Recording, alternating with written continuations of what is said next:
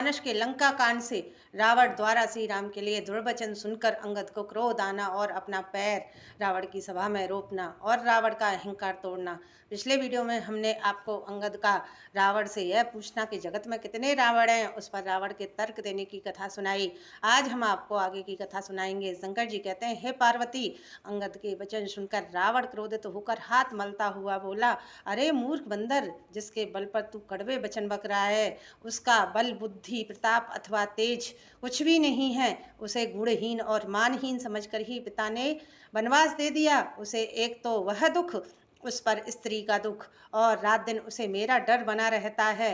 जिसके बल पर तुझे गर्व है, ऐसे अनेकों मनुष्यों को राक्षस दिन रात खाया करते हैं। अरे मूर्ख, जिद छोड़कर विचार कर। तब रावण ने श्री राम की निंदा की। तब अंगद को क्रोध आ गया, क्योंकि शास्त्र ऐसा कहते हैं, जो अपने कानों से भगवान विष्णु और भगवान शंकर की निंदा सुनता है, उसे गाय के वध के समान पाप लगता है। अंगद बहुत जोर से कटकटाए और अपनी दोनों भुजाओं को पृथ्वी पर दे मारा। पृथ्वी हिलने लगी, जिसमें बैठे सभासद गिरने लगे।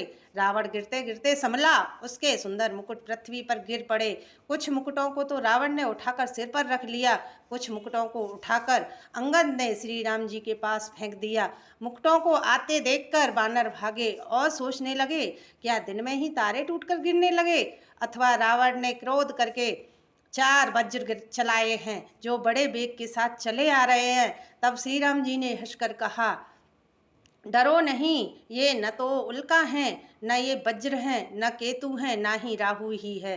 अरे भाई, ये तो रावण के मुकुट हैं, जो बाली पुत्र अंगद के फेंके हुए आ रहे हैं। तब हनुमान जी ने उछलकर उन्हें हाथ में पकड़ लिया और प्रभु के पास लाकर रख दिया। रीछ और बानर तमाशा देखने लगे। उनका प्रकाश सूर्य के समान था। उधर सभा में रावण सबसे क्रोधित होकर कहने लगा कि बंदर को पकड़ लो और पकड़कर मार डालो। अंगद यह सुनकर मुस्कुराने लगे। रावण फिर बोला, इसे मारकर सब योद्धा तुरंत दौड़ो, जहाँ कहीं रीछ बानरों को पाओ वहीं खा डालो। पृथ्वी को बानरों से रहित कर दो और जाकर दोनों भाइयों राम और लक्ष्मण को पकड़ लो। रावण के ये कोप भरे वचन सुनकर अंगद क्रोधित होकर बोले, अरे निर्लज्ज, अरे कुलनाशक, गला काटकर आत्महत्या करके मर जा।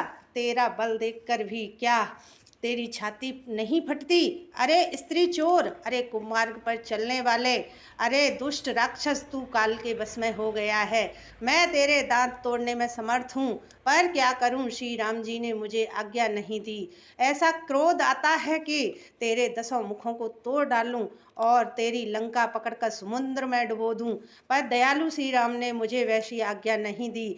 फिर अंगद ने कहा, अरे 20 भुजा वाले, यदि तेरी 10 जीवों को मैंने नहीं उखाड़ ली तो मैं सचमुच में ही लवार हूँ। श्री राम का स्मरण करके अंगद क्रोधित हो उठे और उन्होंने रावण की सभा में दृढ़ता के साथ पैर रोप दिया और कहा, अरे मूर्ख, अगर तू मेरा चरण हटा सके तो श्री राम जी लौट जाएंगे और मैं सीता जी को हार गया।